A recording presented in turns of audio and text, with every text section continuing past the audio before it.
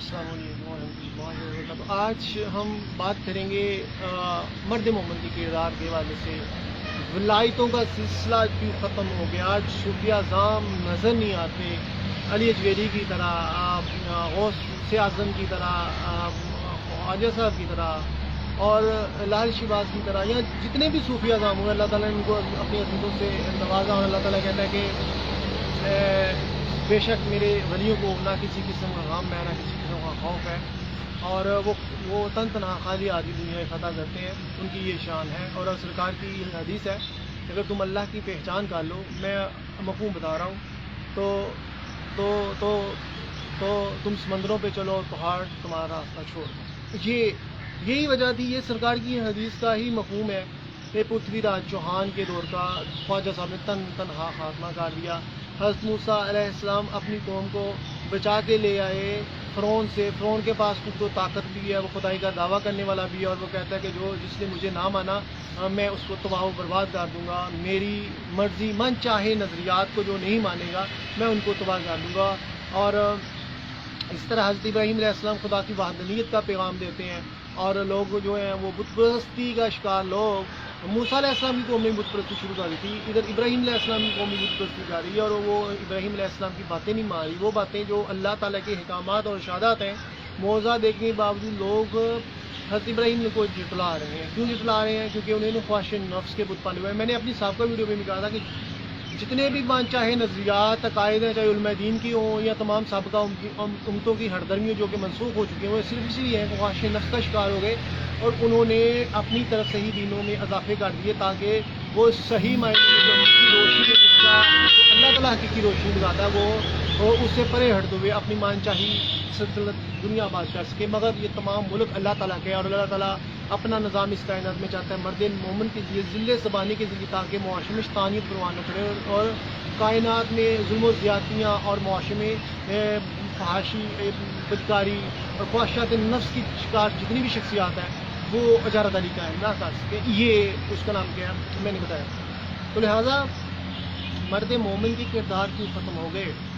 صوفیہ جبکہ مومن کے کردار کے متعلق اللہ تعالیٰ فرماتا ہے کہ مومن تو ہر درم ہوتا ہی نہیں ہے، وہ تو جہاں سے بھی اسے ہدایت کی چیز ملتی ہے وہ اختیار کر لیتا ہے، وہ اپنی اصلاح کروانے والا ہوتا ہے، اور وہ بڑی جلدی کے ساتھ اپنی منزل کی طرف رواں ہونے والا ہوتا ہے۔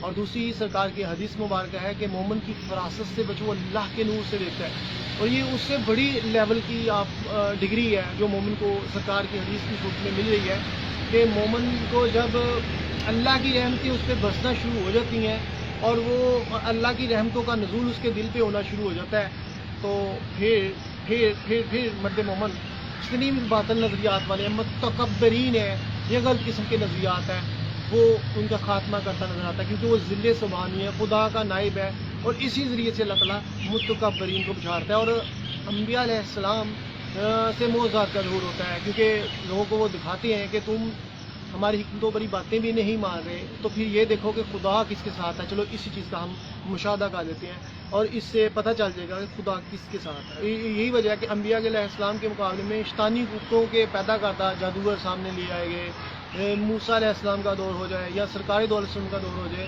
یا پھر اس کا نام کیا ہے خواجہ معین الدین چشتی میری نے بھی جادوگروں کا مقابلہ کیا، ہندوؤں میں بڑا جادوگر سب بتایا جاتا ہے۔ تو لہٰذا مرد مومن کامیاب ٹھہرے، کیونکہ ان کی وہ اللہ تعالیٰ کی ہی رحمتوں کے امین تھے، تو لہٰذا جتنی بھی طاغوتی طاقتیں ہیں وہ مرد مومن کا کچھ بگاڑ نہیں سکتی، کیونکہ حق آ گیا اور باطل بھاگ گیا۔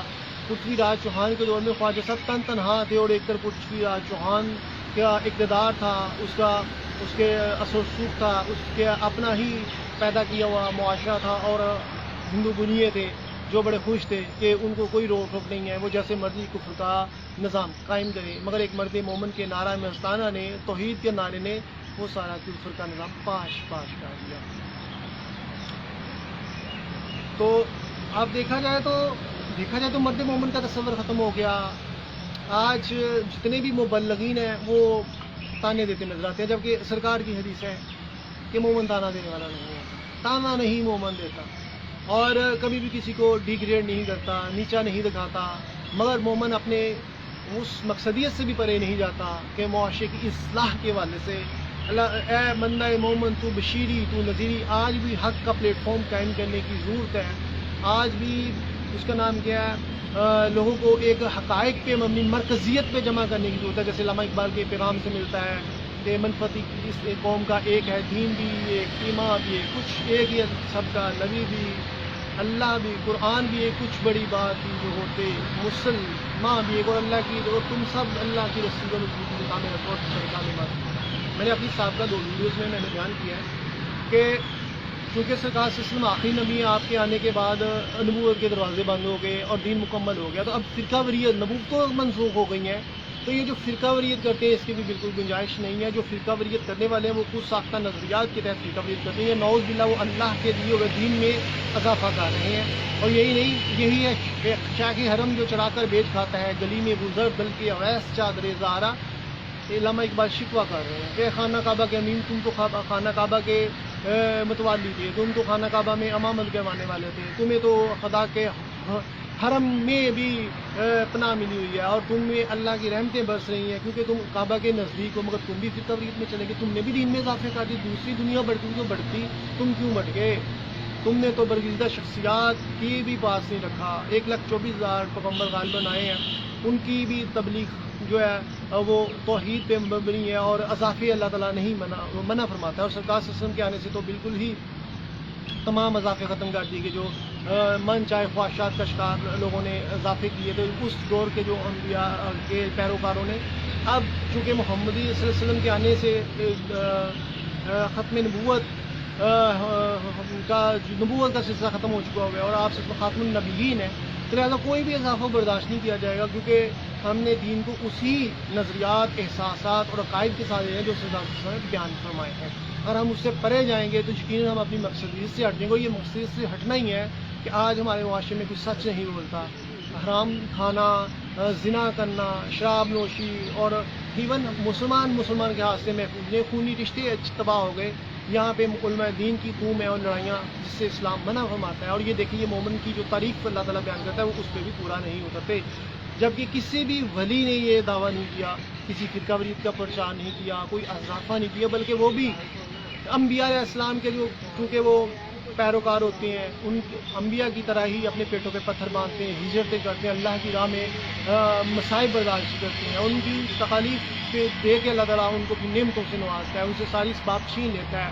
وہ پیٹ پہ پتھر باندھتے ہیں، ان سے ہر چیز چھین لیتا ہے. یہ مال و دنیا، یہ رشتہ پوین بتا وہم گما لا الہ الا اللہ. یہ دور اپنے ابراہیم کی تلاش میں ہے، یہ دور اپنے ابراہیم کی تلاش میں. اور دوسری طرف فرماتے ہیں بڑھ کر خیبر سے ہے یہ مار کا دین و وطن. کیا اس زمانے میں حیدر و کرار بھی ہے؟ خیبر تو ایک تھا نا، اور اس کی دیکھیں کتنا، جس کو 40 لوگ خیبر کے دروازے کو اس کا نام کیا کھولتے تھے، اس کو حضرت کے مولانا سے اکھاڑ کے پھینک دیا. تو یہ مرد مومن کی بات ہے. ایک طرف علم کا دروازہ ہے، علم کے بہت زیادہ، اور تمام اصحاب جو تھے آپ سے مشاورت اور آپ کے ہی حکمت و بری باتوں کو اور فیصلوں کو مانتے تھے کیونکہ آپ کے پاس علم کا آپ دروازہ تھے اور آپ کے پاس حکمت و دانائی کے چشمے پھوٹتے تھے. اور آپ وہی حدیث کا مفہوم، صلی اللہ علیہ وسلم کا مفہوم کہ مومن کی فراست سے وہ جو اللہ کے نور سے دیکھتا ہے. ایک طرف قرآن و حدیث کی صورت میں اور سرکار کی تربیت کی صورت میں علم بے پناہ موجود ہے، اور دوسری طرف دل سے علم کے حکمت و دانائی کے چشمے پھوٹ رہے ہیں کیونکہ فطرت کو خود وہ کرتی ہے. لالے کی ہنا بندی، مرد مومن پہ تو اللہ کی رحمتوں کا نزول ہوتا ہے. اور یہی نہیں، جتنے بھی جو غلط قسم کے نظریات عقائد ہیں وہ ختم ہو جاتے ہیں مرد مومن کی ہی موجودگی میں. میں جیسے بتا رہا ہوں کہ صوفیہ اعظام نے کبھی بھی دین میں اضافہ نہیں کیا. اسی طرح تمام صحابہ رسول اہل بیت نے دین میں ذرا بھر بھی اضافہ نہیں کیا. یہ فرقہ وریت، یہ جتنے بھی فرقے ہیں یہ علماء دین کے خود ساختہ پیدا ہے کرتا ہے.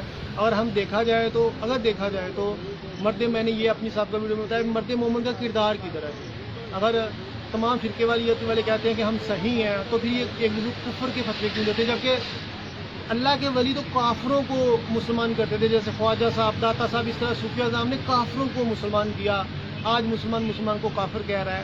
کردار ختم ہو گئے اور تانے زیادہ آ گئے، جبکہ مسلمان مومن تانا دینے والا نہیں ہے، مسلمان کی زبان سے بھی محفوظ ہوتے ہیں.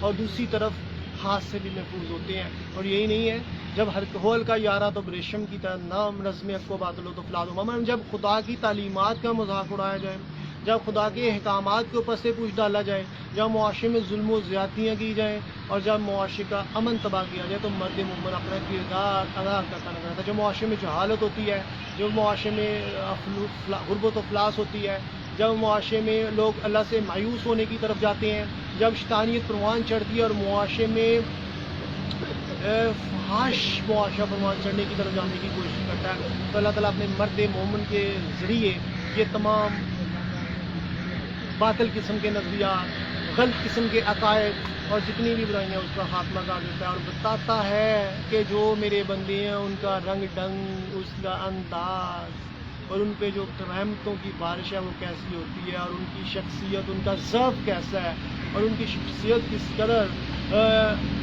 پختگی ہوتی ہے، تو وہ کبھی بھی شیطانی کتوں کے علاقار نہیں بنتے، شیطانی نظریات کے علاقار نہیں بنتے، بلکہ شیطان ان کا نام سن کے بھاگ جاتا ہے، شیطان ان سے کوسوں دور ہوتا ہے اور لوگوں کو ورگلاتا ہے کہ یہ شخصیت اگر موجود رہی تو نہ صرف میری شیطانیت کا ختمہ ہو جائے گا، بلکہ ایک مثالی معاشرہ پروان چڑھے گا جہاں پہ لوگ ذرا بھر بھی خدا کی حدود کو نہیں پھیلائیں گے، بلکہ اللہ کے تحت ہی جئیں گے اور اللہ کے رہ نہیں بنیں گے. مگر افسوس، حد افسوس، آج علماء دینی اپنے من چاہے نظریات اپنے آپ کو کسی نہ کسی ایک جگہ پہ قید کر کے تو پھیلا لیا، اور دین کے نام پہ جو لامتناہی قتل و غارتیں ہوئی، فلاں ہمارا فرقہ سچا آ جائے اور یہ مولوی مار دو، وہ مولوی مار دو، یہ سلسلے بھی دیکھے، مساجد میں بم پھٹتے بھی دیکھے، انتہا پسندیاں بھی دیکھی. اس کا اثر کیا ہوا کہ لبرل سوچوں نے، سیکولر سوچوں نے اور ٹھڑکی قسم کے لوگوں نے معاشرے میں اپنا تسلط جما لیا، اور یوں معاشرے میں بے حیائی اور آج بدکاریوں نے جنم لیا، جھوٹ نے جنم لیا، مکاری یاری نے جنم لیا. جہاں پہ مکاری ہوتی ہے، یاری ہوتی ہے، وہاں پہ اطمینان اور سکون نہیں ہوتا، اور یہی وجہ ہے عقل و دل و نگاہ کا مرشد اولی ہے عشق، عشق نہ ہو تو شرع و دین بت کے تصورات. صبح ازل مجھ سے یہ کہا جبریل نے، جو عقل کا غلام ہو وہ دل نہ کر قبول. جہاں پہ عقل ختم ہو جاتی ہے، چلاکیاں ختم ہو جاتی ہیں، وہاں پہ عشق کی منزل شروع ہوتی ہے.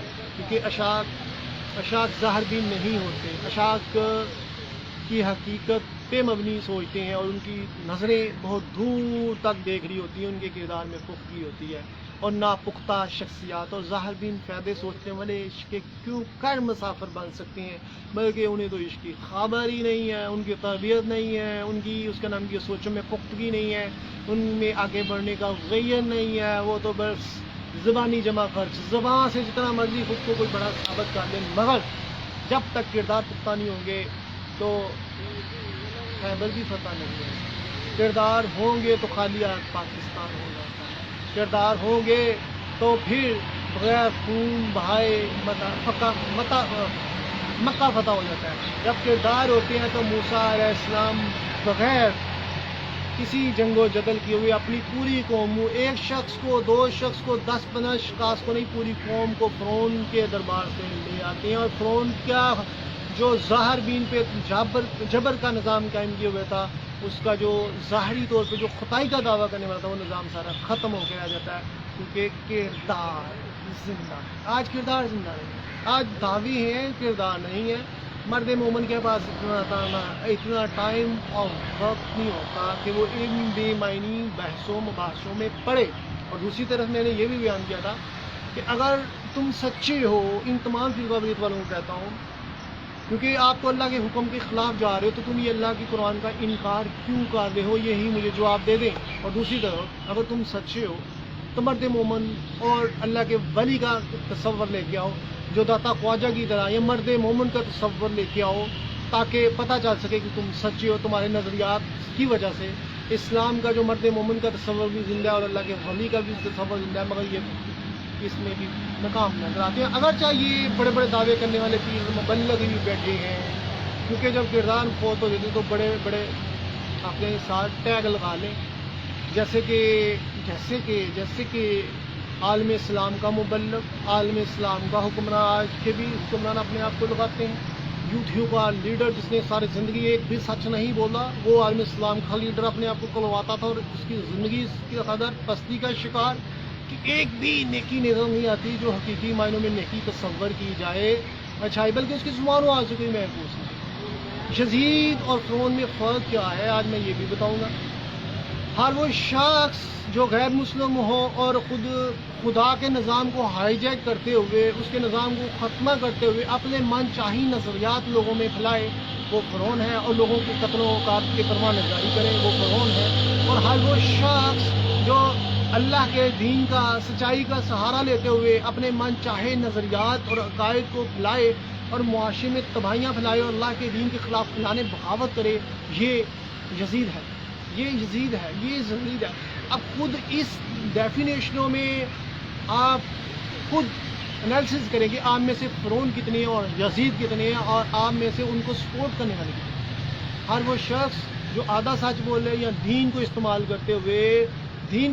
کرتے ہوئے اپنا کردار اس قابل نہ ہو، دین کو استعمال کرتے ہوئے لوگوں کو بیوقوف بنائے اور بعد میں اپنے من چاہے نظریات کو پھیلاتے ہوئے اللہ کے دیے ہوئے نظام کو ختم کرنے کی طرح، یہ تو یزید ہے. یزید کیا تھا؟ یزید ایک طرف اگرچہ اسلامی سلطنت کے مسند پہ بیٹھ چکا تھا مگر کردار اس کا انتہائی شیطانیت کے ہاتھوں ہائی جیک تھا. یزید کی زیر قیادت ایسے لوگ بھی آ چکے ہوئے تھے اور ایسے لوگ بھی اس کو برگزا رہے تھے جنہوں نے اصحاب رسول کو شہید کیا. حضرت عمر فاروق کو شہید کرنے والے، حضرت عثمان غنی کو شہید کرنے والے. کیوں؟ کیونکہ وہ ایک ایسی جماعت بن چکی ہوئی تھی جو کہتی تھی کہ ہم بھی اللہ کو ماننے والے ہیں، تو ہم یہ نبی صلی اللہ علیہ وسلم کے جو عقیدت مند ہیں، یہ تربیت یافتہ ہی کیوں برس اقدار پہ آتے ہیں، ہمیں اقدار میں ہمارا بھی حق ہے. اور انہوں نے پلاننگ کی اصحاب رسول کو شہید کرنے کی، اصحاب رسول کو شہید کیا گیا. اسی طرح یزید جو ہے وہ کبھی امیر المومنین کا ٹائٹل عالم اسلام کا لیڈر ہونے کا تصور اپنے ساتھ لگاتا، کیونکہ حقیقت میں تو امیر المومنین کہلاتے تھے صحابہ رسول جو اس منصب پہ بیٹھتے تھے. اگرچہ وہ اس منصب پہ بیٹھ گیا جس کے وہ اہل نہیں تھا، اور امام حسین رضی اللہ عنہ اس کا انکار کر رہے ہیں، کیونکہ ایک غلط شخصیت کو کسی اس منصب پہ بٹھانے کا مقصد یہی ہے کہ وہ نہ صرف امت مسلمہ کی تباہی شروع ہو جائے گی اور یہ نظر بھی آئی، بلکہ قتل و غارت کی علامت نہ ہی سلسلے شریعت کا مذاق اڑایا جائے گا، حدوں کا مذاق اڑایا جائے گا.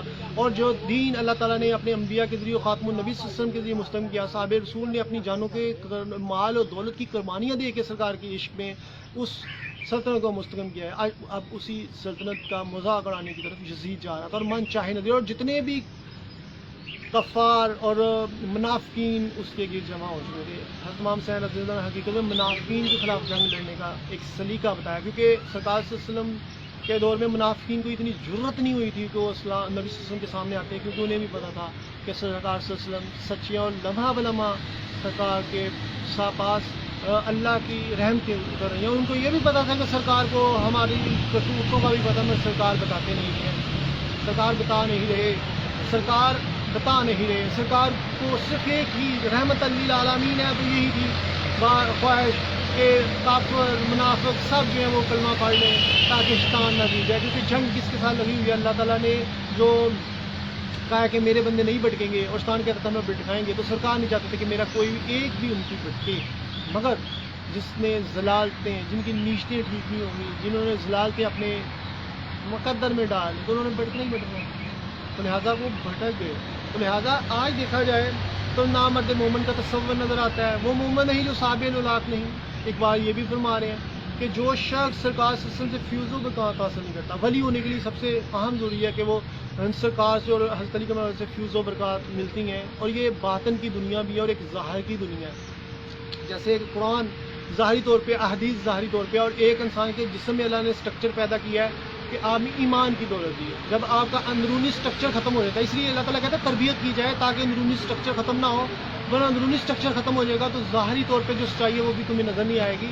جیسے ظاہری طور پہ اگر آنکھوں کی بینائی چلی جائے تو آپ دی ہوئی اللہ کی روشنی کو نہیں دیکھ سکتی، اسی طرح اگر آپ کی ایمان کی دولت ختم ہو گئی اور اندرونی اسٹرکچر ختم ہو گیا ہے تو آپ قرآن و حدیث و سرکار صلی اللہ علیہ وسلم و اسلامی ہیروز کی تعلیمات بھی آپ کے دل پہ اثر نہیں کریں گی، کیونکہ آپ بہرے ہیں، گونگے، اندھے ہیں، کیونکہ آپ نے اللہ کا ادب احترام نہیں کیا اور خوف خدا نہ ہونے کی وجہ سے آپ نے اس قدر بڑے بڑے گناہ کر لیے ہیں، اس قدر برائیوں میں مبتلا ہو گئے ہیں کہ اللہ نے تمہیں بحث کر دیا. تمہیں ہو اگر عشق تو کفر بھی مسلمانی نہ تو مسلمان بھی کافر زندیق. اللہ تعالیٰ نے تم سے خود کو پرے کر، تم کو اپنے سے پرے کر دیا. تو یہی وجہ ہے کہ یہ کردار کی تاثیر ہوتی ہے کہ بعض صوفیہ اعظام کی اولادیں بھی ولی پیدا ہوئی ہیں، یا ان کے بچے قرآن کے حافظ پیدا ہوئے ہیں، انہوں نے کسی ظاہربین سے بھی تربیت حاصل نہیں کی۔ یہ تربیتوں کا، یہ شخصیت کا اثر ہوتا ہے، اور جب انسان اپنے ایمان کو ختم کر لیتا ہے اور اپنی ہی شخصیت کو مٹا دیتا ہے تو کس قدر ذلیل ہوتا ہے کہ وہ انسان کے مراتب سے بھی گر جاتا ہے۔ زبان سے کہہ بھی دیا لا الہ الا اللہ تو کیا حاصل، دل و نگاہ مسلمان نہیں تو کچھ بھی نہیں۔ تو یہی وجہ، یہی اقبال فرماتے ہیں، مجھے عشق کی آگ اندھیر ہے، مسلمان نہیں راگ کا ڈیر ہے، حقیقت حرافات میں کھو گئی، یہ عمر روایات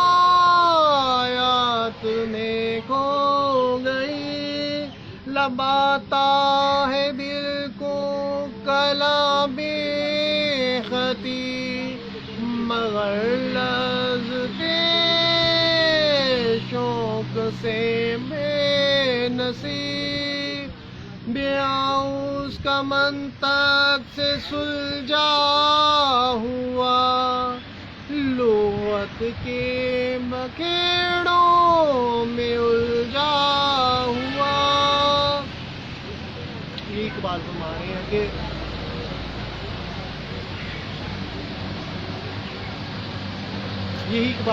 ہیں کہ امت مسلمہ کردار ختم ہے۔ اقبال کردار کی بات کرتے ہیں، قرآن کردار کی بات کرتا ہے۔ سابقہ امتیں تباہ ہو گئیں کیونکہ انہوں نے من چاہے نظریات کے تحت خواہش نفس کی پوجا کی۔ ظاہری بت تو توڑ دیے جاتے ہیں مگر خواہش نفس کا بت کبھی بھی نہیں مرتا جب تک آپ کی نیت اچھی نہیں ہوگی، جب تک آپ کی تربیت اچھی نہیں ہوگی، جب تک آپ میں مساجی نہیں ہوگی، جب تک آپ میں پختگی نہیں ہوگی تو آپ اپنے استان کو سیل نہیں کر سکتے۔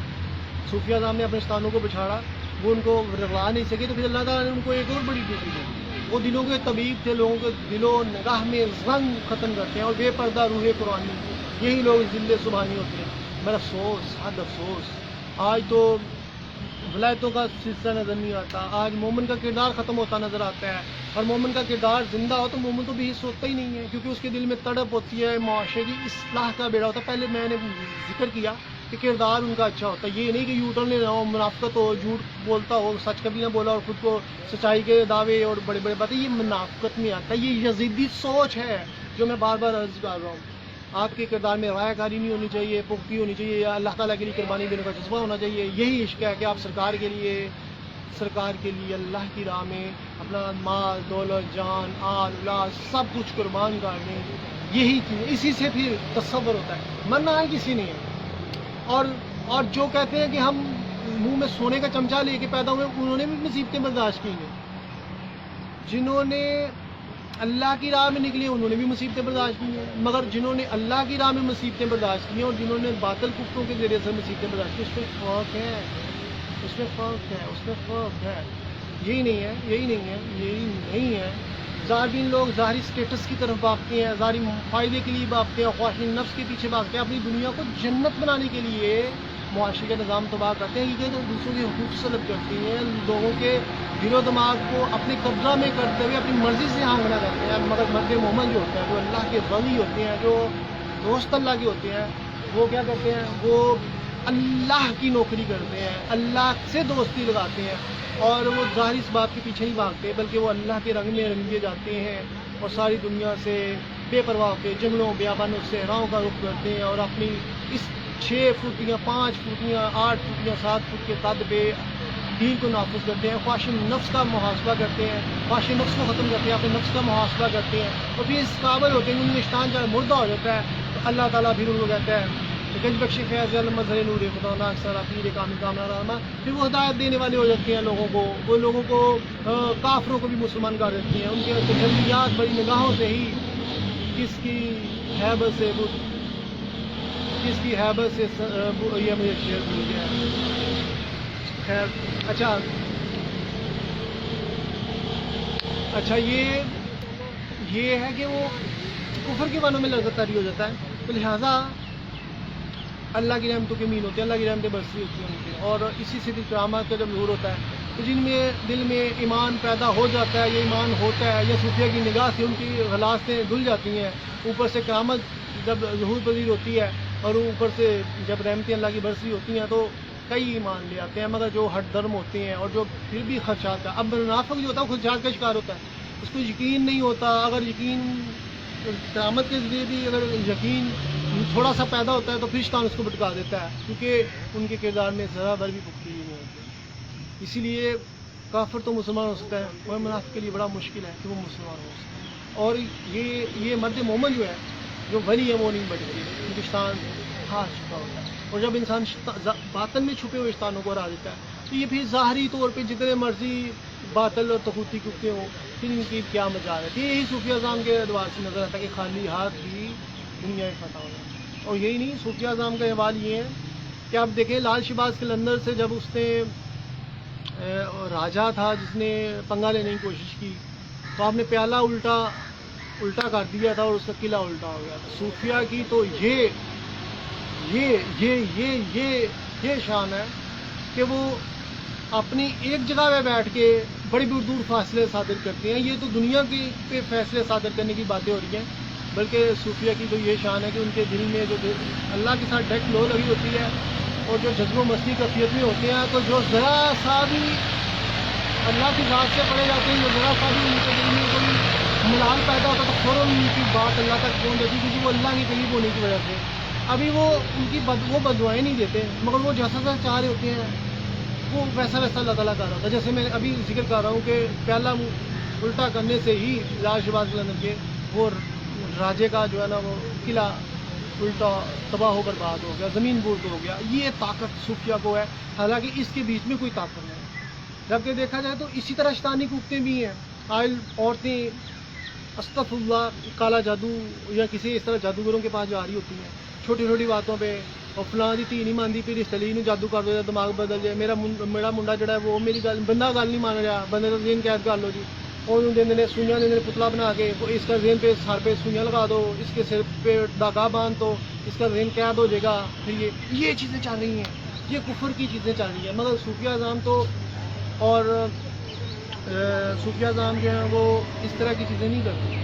وہ تو لوگوں کے دلوں سے شیطانی وسوسے اور غلاظتیں دور کرتے ہیں اور اللہ کے قریب کرتے ہیں. جب ایک انسان ہدایت یافتہ ہوگا تو اس کا دل چڑیوں کی طرح نرم ہوگا، وہ کبھی بھی ظالم نہیں ہوگا، کبھی بھی ہارڈ درم نہیں ہوگا، اضافے کرنے والا نہیں ہوگا، منافق نہیں ہوگا، خود سخت سوچنے والا نہیں، خواہش نفس کا شکار نہیں ہوگا. جتنے بھی غلط قسم کے نظریات، عقائد یا سوچیں ہیں، یہ تمام کب پیدا ہوتی ہیں جب آپ کو خواہشات جنم دیتے ہیں. تو میرے کوئی بھی شخصیت ایسی نہیں ہے. اب جتنے بھی میں نے بتایا کہ جتنے بھی اصحاب رسول ہیں، اہل بیت ہیں، نبی صلی اللہ علیہ وسلم کی ذات پاک ہے، اللہ تعالیٰ یہ تو پھر کبھی پسند ہی نہیں کرتے اور انہوں نے نافرقوں کا کہا ہے. یہ آج کے علماء کیا پیدا کردہ فرقہ ہیں. جیسے میں نے بتایا کہ سابقہ دور میں بھی لوگوں نے مذاہب کو تبدیل کرنا شروع کر دیا اور جب تنسیخ ان کی ہو گئی، اب اسلام آ چکا تو اب بھی اسلام میں فرقہ بھی اس کو فروغ دیا. اور ایک فرقے کے اندر مزید فرقے اور نظریات آگے. اسلام جو ہے وہ کہتا ہے کہ پہلے کردار کو زندہ کریں، پھر اس کے بعد جب حکمت و دنائی اور اچھائی میں آپ کے دل میں اتار دوں گا پھر تمہیں ادراک ہو جائے گا. اگر پھر بھی تمہیں نہیں پتا تو پھر تم اس قابل کوئی شخص ہو کہ جو میں نے احکامات دی اس پہ عمل پیرا کرتے کرتے کوئی ایک شخصیت تو اس مقام پہ پہنچے کہ وہ اللہ کی ولی میری دوست بن جائے، تو پھر میں انہیں بتاؤں گا. قیامت کا ضرور ہوگا، پھر پتہ چل جائے گا کہ کون غلط ہے کون صحیح ہے. مگر اس مقام پہ کوئی نہیں پہنچ سکتا. میں اس لیے کیونکہ سب فرقہ میں پھنسے ہوئے ہیں اور خود ساختہ نظریات اور عشق کے پرمٹ بانٹے جا رہے ہیں. ایسے میں کوئی لامتناہی منازل کیسے طے کرے گا؟ جبکہ ایک جہاد اکبر جو ہے، جہاد اکبر کیا ہے؟ اپنے نفس سے جہاد کرنا ہے. پھر آپ جہاد کرتے ہو کس طرف؟ وہ جہاد جو میدان عمل میں ہے، جب اپنی باطل نفس کے خلاف جہاد اصل میں باطن میں چھپی ہوئی جو ظاہری طور پہ نظر نہیں آتی طاغوتی طاقتیں، ان کو ختم کرنا ہے، شیطانی سوچوں کو ختم کرنا ہے. وہ جو تمہیں بھٹکا رہی ہیں، وہ تمہارے ذہن کو ہائی جیک کر رہی ہیں، تمہارے قلب و نظر کو ہائی جیک کر رہی ہیں. جبکہ اللہ تعالیٰ کہتا ہے کہ میرے فرمودات کی روشنی میں ان سوچوں کو پاش کر دیں. جب آپ ان کو پاش کر دیتے ہیں تو پھر بھی ظاہری طور پہ جو جتنے بھی سوچیں آپ ان کو ختم کرتے ہیں. مگر کیا ہوتا ہے کہ لوگ ابھی ان کی یہی اسٹیج کے لیے انہیں پاکستان کو کیسے مارتے ہیں تو بڑے بڑے دعوے سبتے جا رہے ہیں، بڑے دعوے سبتے جا رہے ہیں. صوفیہ اعظام پہلے اپنے شیطانوں کو مارتے ہیں، مردہ کرتے ہیں، پھر وہ اس کا نام کیا ہے ظاہری طور پہ جو جتنی بھی طاغوتی طاقتیں ان کا خاتمہ کرتے نظر آتے ہیں. اگر ایسا نہیں ہوگا تو پھر دعوے ہوں گے جیسے آپ کے سامنے میں بیان کر رہا ہوں، اور لڑائی جھگڑے رہ جائیں گے. ایون خاندانی نظام آج تباہ ہو چکے ہیں. آج سویڈن میں یا جتنے بھی غیر مسلم ممالک میں اسلام کی تعلیمات کا اگر مذاق اڑایا جا رہا ہے وہ اس لیے مذاق اڑایا جا رہا ہے کہ مسلمان کمزور ہیں. مسلمان خود دنیا کا ہو کے رہ گیا ہے، مسلمان نے دنیا سے لو لگا لیا ہے، مسلمان نے اسلام کی تعلیمات کو چھوڑ دیا ہے. اور جب میرے خیال میں کافر اگر وہ غلط کر رہے ہیں تو کر رہے ہیں، مگر آپ نے اتحاد کا پلیٹ فارم کیوں نہیں پیدا کیا؟ آپ نے فرقہ واریت کا خاتمہ کیوں نہیں کیا؟ کیونکہ آپ بھی خواہش نفس کا شکار ہیں.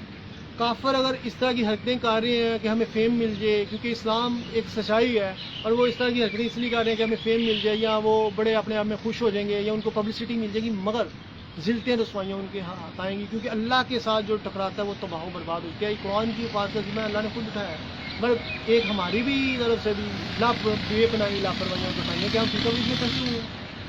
اس میں پھنسنے کا کیا نقصان ہوا کہ آج اتحاد کا پلیٹ فارم ختم ہو گیا، ہمارا اثر و رسوخ ختم ہو گیا، غیروں کو موقع مل گیا، مسلمان کو کمزور سمجھتے ہیں، اور اس لیے وہ اس میں. دوسری وجہ جو نظر آتی ہے یہ کہ ہم سچ نہیں بولتے.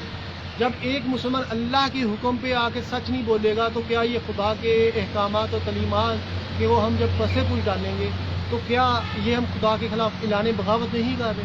کیا ہم جب ہماری زبان و ہاتھ سے کوئی محفوظ مسلمان نہیں رہے گا تو آج کافروں کا یہ بھی ہے، ابھی میں اس طرف بھی آتا ہوں، اب یہ نہیں رہے گا تو ہم آپس میں لڑائیاں لڑنے میں شیر ہیں. خاندانی جگہ میاں بیوی کی لڑائیاں، روز قتل و غارت کی داستانیں، کبھی بیوی ماری ہے، کبھی شور مار رہا ہے، والدین سے لڑائیاں، بہن بھائیوں سے لڑائیاں ہی لڑائیاں، گلی محلے کی لڑائیاں، ذات پات رنگ نسل پہ لڑائیاں، مسلمان آپس میں مسجد کے نام پہ لڑائیاں، جمہوریت کے نام پہ لڑائیاں، کردار ختم ہو گئے لڑائیاں. اور غیر مسلمانوں کے ساتھ چپ کراتے ہیں، یہ جناب جنونی ہے جی، یہ دہشت گرد ہے جی. یہ کیوں کہتے ہیں؟ اس لیے کہتے ہیں کہ تم اسلام کا جہاد کا تصور ختم کر دو، تم اتحاد کا پلیٹ فارم ختم کر دو، تم ایک اپنے پر اثر انداز سے جو آواز پیدا کرنی ہے جس سے کفار لڑ جائیں، آپ اس طرف آؤ ہی نہ. آپ آپس میں تو لڑتے ہو، اور اللہ کے دین کے لیے لڑنے کے لیے، اللہ کے دین کے لیے کمر بند ہونے کے لیے، اور کفار کی آنکھوں میں آنکھیں ڈالنے کے لیے تم پلیٹ فارم پہ ہی جمع نہیں ہوتے. اس کی وجہ کیا ہے؟ اس کی وجہ کیا ہے؟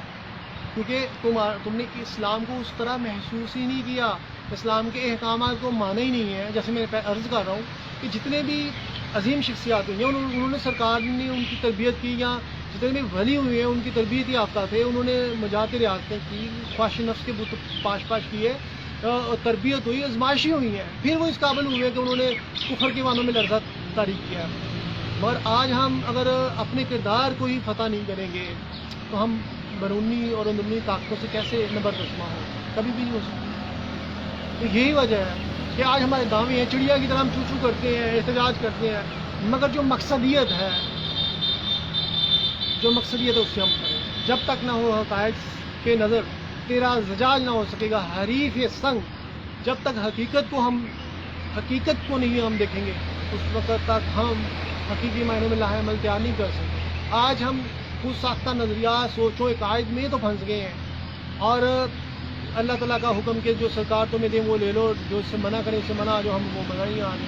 تو پھر ہم اضافے تو ہم نکال لیے، مگر اس کا نقصان کیا ہوا کہ آج ہم میدان عمل سے فرار ہیں. آج ہم اپنے شیطانوں کو جو باطن طور پہ شیطان ہیں ان کو شکست نہیں دے رہے، حتیٰ کہ ہمیں اچھے طریقے سے بولنا نہیں آتا. ہماری زبان جو ہے وہ اس سے اچھے مرد مومن کی عکاسی نہیں کر رہی. اسی طرح ہمارا اٹھنا بیٹھنا چلنا پھرنا سب اپنے خواہش نفس کے لیے، نہ کہ اللہ کے لیے. تو پھر ہم خود کو کیسے ایک مرد مجاہد مسلمان تو ہوتے ہی مرد مجاہد ہے، خالی ہاتھ پاکستان لے لیا تو نہ ہم مجاہد بن سکتے ہیں، نہ اچھے علماء بن سکتے ہیں، نہ اچھے حکمران بن سکتے ہیں، کیونکہ ہم نے خود بھی اسلام کو نافذ نہیں کیا، ہم نے خود کو تسخیر نہیں کیا. تو ہم کیسے ممکن ہے کہ بیرونی شیطانی طاقتوں طاقتی طاقتوں کو زیر کریں گے جیسے صوفیہ نے زیر. تو لہٰذا اسلام کو پہلے ہم نے خود پہ نافذ کرنا ہے. کفار مشرکین وہ تو اندھے ہیں، ان کے پاس تو کتاب و حکمت نہیں ہے، وہ تو جاہل ہیں، ان کو کیا پتا دین کی تعلیمات کیا ہیں. اور جب مسلمان اپنے کردار سے عاری ہو جائے گا تو غیر مسلم تو پھر زیادہ کوسوں دور ہو جائے گا، کیونکہ مسلمان نے تو ان کی اصلاح کرنی تھی. میں یہ بھی کہتا ہوں کہ یہ بالکل غلط ہے، میں اس چیز کو کنڈیم کرتا ہوں، مذمت کرتا ہوں. میرا دل دکھی ہے، اگر میرا 100% دل دکھی ہے کہیں پہ توہین ہوتی ہے کسی بھی وجہ سے، تو مسلمان جب میدانی عمل سے راہ فرار کرتا ہے اور اسلام کی تعلیمات کو اپناتا نہیں، حتیٰ کہ سچ نہیں بولتا، اس کی زبان وہاں سے دوسرے محفوظ نہیں آتے، تو مجھے زیادہ دکھ ہوتا ہے جب مسلمان ایک مرد مجاہد کا کردار ادا کرنے کی بجائے، میدان عمل میں اترنے کی بجائے، اور کفار کی آنکھوں میں آنکھیں ڈال کے بات کرنے کی بجائے صرف بے معنی اور کفار سے ہی کہتا ہے کہ ہم بڑے پرامن ہیں اور ہمیں انصاف دو، تو مجھے اس سے بھی زیادہ دکھ ہوتا ہے، کیونکہ وہ آپ کو کیا انصاف دیں گے؟ انہوں نے تو خود اپنی زندگیوں سے انصاف نہیں کیا، وہ خود سچائی سے پرے نظر آتے ہیں. تم تو سچائی کے مسیح آتے، تم نے سچائی کا ادراک بھی تھا، نہ تم نے سچائی کو اختیار کیا، نہ تم نے سچائی پہ عمل کیا، نہ اپنے کردار میں پختگی لے کے رہے، تربیت کروائی، نہ شیطانی کتوں سے پرے گئے، اور تم چلے ہو جناب اب غیروں سے بھیک مانگ رہے ہو ہمیں انصاف دیا جائے، ہمارے انصاف دیا جائے. مرد مومن نے تو پوری دنیا کا نظام اپنی دنیا میں ہاتھ میں کرنا تھا، وہ تو خدا کا نائب ہے اور اللہ تعالیٰ حاکم ہے. تو پھر مرد مومن غیروں سے بھیک مانگے گا اسلام کی اصل بلندی کی، اپنی اس کا عزت و نموز کی؟ مرد مومن کو خود اپنی عزت کروانی آنی چاہیے. اگر مرد مومن اپنی عزت کا خود پاسباں نہیں ہے، اسلام بھی یہی کہتا ہے کہ تم اپنی عزت تو کرواؤ، سچ تو بولنا سیکھو تاکہ تم پہ لوگ اعتبار کر سکیں یہ سچا ہے، اس کے کردار میں پختگی ہے اور یہ خواہش نفس کا شکار بھی نہیں ہے. تو دنیا تمہارے دشمن تھم تھم کامیں گے. سرکار کی ایک جو سب سے بڑی خوبی اور وسعت تھا کہ دشمن جو ہے وہ سرکار کی ہیبت دشمن پہ اس قدر طاری ہوتی تھی کہ دشمن تھر تھر کانپتے تھے، ان کو جرت نہیں ہوتی تھی کہ وہ سرکار صلی اللہ علیہ وسلم کے متعلق کوئی منصوبہ کر سکیں، کیونکہ وہ اگر منصوبہ سوچتے تھے تو پائے تکمیل تک ہی نہیں پہنچ سکتا تھا. تو لہٰذا اسلام ایک پریکٹیکل مذہب ہے، زبانی جمع خرچ نہیں ہے. اور اللہ تعالیٰ کہتا ہے میں بے نیاز ہوں، مگر اللہ ان سے بے نیاز نہیں ہے جو اس کے لیے جیتے ہیں، جو اس کے لیے مرتے ہیں، اپنی جانیں کا نذرانہ دیتے ہیں، جو شہادتیں حاصل کرتے ہیں یا غازی بن جاتے ہیں. اللہ تعالیٰ ان سے بے پرواہ نہیں ہے، کیونکہ انہوں نے اللہ کی خاطر جی، انہوں نے تو اپنی خواہش نفس کے تحت تو وہ تو نہ کھاتے ہیں، نہ پیتے ہیں، نہ سوتے ہیں، نہ جاگتے ہیں. وہ تو اللہ کے احکامات اور اس کے دین کی سربلندی کے لیے لمحہ بلمحہ میدان عمل میں اترتے ہیں. اس لیے اللہ کی رحمتیں دنیا میں روشنی کا چراغ اور دنیا کی بہار اصل میں مرد مومن ہی ہے. اور وہ مرد مومن جو ہے وہ بڑے نایاب ہیں. مگر بدقسمتی کی بات دیکھی فرقہ واریتی نے مرد مومن کو. اور آج اگر عالم اسلام کی جتنی بھی تباہیاں ہیں، عالم اسلام میں جتنی بھی کمزوریاں ہیں، اور جہاں پہ بھی دنیا میں مظالم ہو رہے ہیں، چاہے مسلمانوں پہ غیر مسلمانوں پہ، یا جتنا بھی کفر کے وانوں میں غلط قسم کے عقائد پروان چڑھ رہے ہیں، یا وہ بڑے خوش ہیں اور کیونکہ مرد مومن کا کردار نہیں ہے، تو ان تمام کے برابر کے حصے دار یہ مبلغین بھی ہیں جنہوں نے فرقہ واریت کو پروان چڑھایا، مرد مومن کے کردار کو ختم کر دیا اور اسلام کی تعلیمات سے دور کر دیا، اور صرف یہ کہ جو مرضی کو رب بخشے گا. رب کیا بخشے گا؟ تم نے تو اپنے ہی سے انصاف نہیں کیا تو اللہ تم سے انصاف نہیں کیا، کیونکہ اللہ تعالیٰ کہتا ہے پہلے حقوق الباد ادا کرو. تم حقوق الباد بھی پورے نہیں کر رہے، اللہ تعالیٰ کے حقوق بھی پورے نہیں کر رہے، تو کیسے ممکن ہے کہ معاشرے میں امن قائم ہو سکے، معاشرے میں امن و سکون ہو؟ اللہ تعالیٰ کبھی بھی اپنی باتوں سے نہیں پھرتا، مگر تم نے اللہ تعالیٰ کے پیغام کو، تعلیمات کو جب انحراف کیا، سابقہ انبیاء قوموں نے اللہ کی تعلیمات سے انحراف کیا، اپنے خود ساختہ نظریات میں پھنس گئے، تو وہ قومیں تمام اللہ نے عذاب مسلط کر دیا. اور تم کہتے ہو کہ اگر تم پہ عذاب مسلط نہیں ہو رہا تو تم سمجھتے ہو کہ تم بخش دیے جاؤ گے. تم اس کب بخشے جاؤ گے؟ اس صورتحال میں. تو اگر تم بخش دیے جاؤ گے، اگر مولوی کا یہ فرقہ تصور تو ٹھیک ہے، تو پھر قیامت کیوں برپا ہونے جا رہی ہے؟ اللہ تعالیٰ تو کہتا ہے کہ جو نافرمان ہے ان پہ میں عذاب مسلط کرتا ہوں، میں قیامت لے آؤں گا، یہ کر دوں گا. تو کیوں کہہ رہے ہیں مسئلہ؟ جب کوئی ماننے والا نہیں ہوگا میں قیامت لے آؤں گا. اللہ تعالیٰ اس لیے کہتا ہے کہ اللہ تعالیٰ نافرمانی کو برداشت نہیں کرتا، کیونکہ جو خدائی کا نظام ختم کرنے کی طرف جائے گا اللہ تعالیٰ ان کو مٹا دے گا، چاہے وہ منافق ہو، چاہے وہ غیر مسلم ہو یا کوئی ہو. کیونکہ اللہ تعالیٰ سرابر بھی امیزش پسند نہیں کرتا کہ اللہ تعالیٰ کے کوئی دین میں امیزش کرے. اللہ تعالیٰ بالکل پسند نہیں کرتا کہ کوئی من چاہی نظریات کے تحت تو کوئی ایسی ریاست قائم کرے جس میں شیطانیت کا راج ہو. اللہ تعالیٰ ایسی کوئی سلطنت پسند نہیں کرتا جہاں پہ انسانیت کی تذلیل ہو. اللہ تعالیٰ کوئی ایسا عمل پسند نہیں کرتا جس کے ذریعے خدا سے لوگ مایوس ہو کے شیطانیت کے پیروکار بن جائیں اور وہ شیطانی اصاف پھوڑ کے معاشی کا من تباہ کریں. اللہ تعالیٰ اطمینان و یقین کی بات کرتا ہے، اللہ تعالیٰ سچائی کی بات کرتا ہے، اللہ تعالیٰ مثالی معاشی کی اس لیے بات کرتا ہے کہ لوگ اللہ کی رحمتوں سے مایوس نہ ہو اور خدا اور بندے کا ربط ختم نہ ہو. اگر خدا اور بندے کا ربط ختم ہو جائے گا تو پھر یقیناً شیطان کے لیے یہ جنگ جیتنا بڑا آسان ہے. اور جب لبرل سوچیں پروان چڑھ دیں گی اور خود ساختہ نظریات آ جائیں گے اور بے معنی سی بات ہے، یہ روزہ نماز، روزہ زکوٰۃ حج باقی ہے، مسلمان تو باقی ہے، اقبال بڑی بڑی باتیں کر رہی ہے. تو لہٰذا یہ خواہش موزے قلندری میں نے کہ فکر مدرسہ و خان کا ہو آزاد، عقل ہے بے زمام ابھی، عشق ہے بے مقام ابھی، نقش کا رزل تیرا نقش ہے نا تمام ابھی. علامہ اقبال کی اگر ہم تعلیمات میں عمل پیرا نہیں کریں گے تو حکیم الامت کا جو ٹائٹل ملا ہے وہ اس لیے ملا ہے کہ آپ اس امت کی جو ہے وہ حقیقی معنوں میں اصلاح کریں تاکہ لوگ صحیح معنوں میں دین کی روح کو سمجھ سکیں. خالیات پاکستان مان گیا. اقبال کی شاعری کی روح سے, اقبال کی تعلیمات سے. علامہ اقبال ایک ایسے ایک طرف مبلغ ہیں جو مسلمہ کی کو ذہنی طور پہ عشق مصطفیٰ کے لیے, خدا کی رضا کے لیے قربانی دینے کے لیے تیار کر رہے ہیں, اور ایک طرف ایک ایسے سپہ سالار نظر آتے ہیں جو قربانی دینے کے لیے مسلمانوں کی صفیں درست کر رہے ہوتے ہیں اور میدان عمل میں اتارنے کے لیے ان کو تیار کر رہے ہیں. تو یہی اقبال کے پیغام کا وسط ہے کہ انسان جو ہے وہ عشاق کی صفوں میں شامل ہو چکا ہے, کیونکہ اس قدر بلند مقام ہے اور کس قدر میش پلاتے ہوئے نظر آتے ہیں علامہ محمد اقبال مسلمانوں میں. مگر یہ جو علامہ اقبال فرماتے ہیں یہ جو تھوڑی سی میش میرے پاس موجود ہے, یہ ظاہر بین ملا اور صوفی کہتے ہیں کہ یہ حرام ہے, مگر انہیں کیا پتا کہ میرا کیا مقام ہے, کیونکہ خالی دھاموں سے خدا نہیں ملتا. خدا حاصل کرنے کے لیے قربانی کے لیے, یہ اس طرح اللہ تعالیٰ کہتا ہے کہ میں تمہاری مالوں سے تمہاری جانوں سے دلاؤں گا اور پھر پتہ چلے گا میرے کون ہیں. صحابہ رسول اور اہل بیت کی زندگیوں کا مطالعہ کریں تو یہی چیز نظر آتی ہے, اور ان کی زندگیاں قربانیوں سے بڑھی ہوئی ہیں. آج کا مسلمان لوگوں کو بلیک میل کر کے دین کے نام پہ, اللہ کے نام پہ, سچائی کے نام پہ اپنے محل بنا رہا ہے اور غریبوں کو بے معنی سی جنتوں کو پرمڑ دے رہا ہے. کتنے افسوس کی بات ہے. اور میدان عمل سے فرار کروا کر وہ خدا کے عذاب کا مستحق بھی ہو رہا ہے. اللہ تعالیٰ ہمیں ہدایت دے کے ہم دین کو حقیقی معنی میں